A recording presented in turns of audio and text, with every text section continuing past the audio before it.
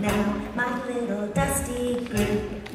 Traipsing round this $1,000,000 chicken coop. I hear those thrift shop cats say, brother, get her, laid on a bedspread made from 3 kinds of fur. All I can say is, wow, wait till the riff and raff, see just exactly how he signed his autograph. What a build up, holy cow, they'd never believe it if my friends could see me now.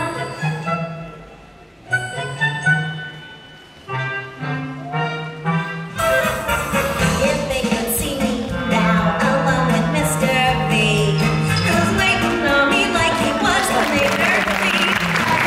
Everybody's saying crazy with kids, telling me she's living life. The other half lives to think the highest brow, which I must say is he should pick the lowest brow, which there's no doubt.